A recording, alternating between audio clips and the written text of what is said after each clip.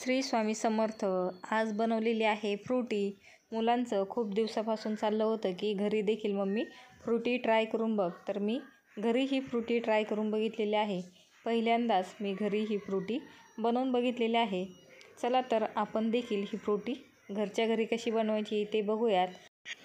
फ्रुटीचा colour आणि texture बघा किती छान आलेला आहे.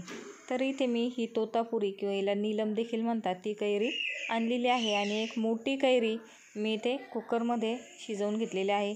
1 ग्लास पाणी टाकून फक्त कुकरची 1 शिट्टी काढून घेतलेली आहे आणि गॅसची फ्लेम बंद केलेली आहे.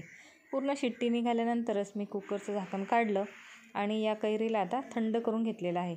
आता याची सालं काढून घेतलेली आहेत.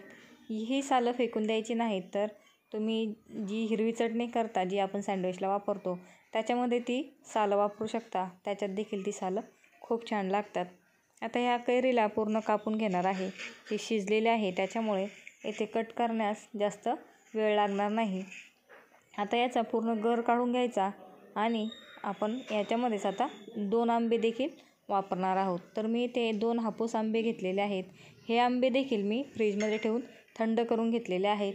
आता या आंब्यांना देखील कट करून घेतलेलं आहे आणि शिजवलेली कैरी आणि आंबे आपण एकत्रच सगळं मिक्सरमधून दळून घेणार आहोत.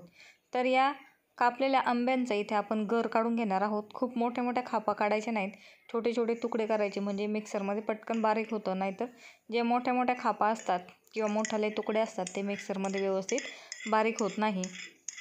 आता हे मिक्सरमध्ये टाकलं की याच्यामध्येच आपण एक लिंबू पिळून घालणार आहोत. लिंबूला दाबून घ्यायचं म्हणजे त्यातला पूर्ण रस हा बाहेर निघतो.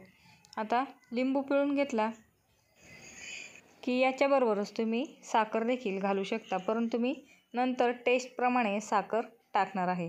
आता 1 लिंबू पिळून घेतलेला आहे आणि याला आता आपण दळून घेणार आहोत. आता इथे मी 2 मिनटं मिक्सरमध्ये फिरवून घेतलेलं आहे आणि उघडून बघूयात. एकदम घट्ट आहे, त्याच्यामुळे आता मी इथे अर्धा ग्लास पाणी टाकत आहे. आता जे पाणी टाकलेलं आहे ते पाणी देखील एकदम थंड वापरायचं आहे. मी फ्रीजमध्ये ठेवलेलंच पाणी वापरलेलं आहे. पुन्हा 2 मिनटे फिरवून घेतलं आणि याचं टेक्स्चर आणि टेस्ट आता मी इथे चेक करून घेणार आहे. आता याला टेस्ट करून बघते आणि मला जसं वाटलं तसं त्याप्रमाणे मी याच्यामध्ये 4-5 चमचे साखर टाकून घेतलेली आहे आणि पुन्हा फिरवून घेतलेलं आहे. आता चेक करायचं किती घट्ट आहे. आता घट्ट वाटत आहे म्हणून पुन्हा अर्धा ग्लास पाणी घातलेलं आहे. पाणी एकदम थंडच घालायचं, त्याच्यामुळे मग आंब्याचा कलर चेंज होत नाही. पुन्हा 2 मिनटं फिरवून घेतलेलं आहे. एकदाच खूप पाणी घालायचं नाही, नाहीतर खूप पातळ होईल आणि त्यातील जे आपण आंबे कैरी कट केलेले आहे ते व्यवस्थित बारीक होणार नाही.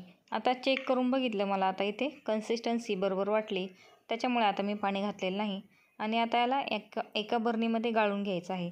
मला इथे बरणीमध्ये व्यवस्थित गाळता येत नव्हतं म्हणून मी एका मोठ्या पातेल्यामध्ये गाळून घेतलेलं आहे. व्यवस्थित गाळून घ्यायचं म्हणजे आपण जे लिंबू पिळलेलं आहे त्यातील जे छोटे छोटे क्रश असतात, बिया असतात आणि आंब्यामधील देखील जे थोडेफार धागे असतात ते इथे पूर्ण निघून जातं आणि एकदम स्मूथ असा गर खाली उरतो. तो आता एका बरणीमध्ये मी काढून घेतलेला आहे. आता ही फ्रुटी फ्रीजमध्ये स्टोअर करून 8 दिवसापर्यंत आपण आरामात वापरू शकतो, म्हणून मी मोठ्या बरणीमध्ये तिला काढून घेतलेला आहे. कलर बघा किती सुंदर आलेला आहे. इथे कुठलाही आर्टिफिशियल कलर मी टाकलेला नाही आणि ही बरणी मी बंद करून ठेवलेली आहे. पुन्हा अजून 2 ग्लास रस उरलेला आहे, तो देखील तुम्हाला दाखवते. मी इथे कैरी मोठी वापरल्यामुळे जास्त रस निघालेला आहे.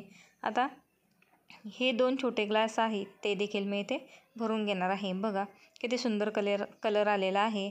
कुठलाही इफेक्ट मी इथे लावलेला नाही, तरी खूप छान कलर या फ्रुटीला आलेला आहे.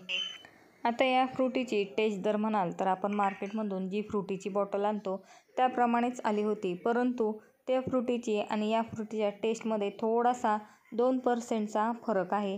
98% पर्यंत आपण घरी बनवलेली फ्रुटी मार्केटमधील फ्रुटीप्रमाणे लागते, परंतु 100% त्या फ्रुटीप्रमाणे ही फ्रुटी लागत नाही.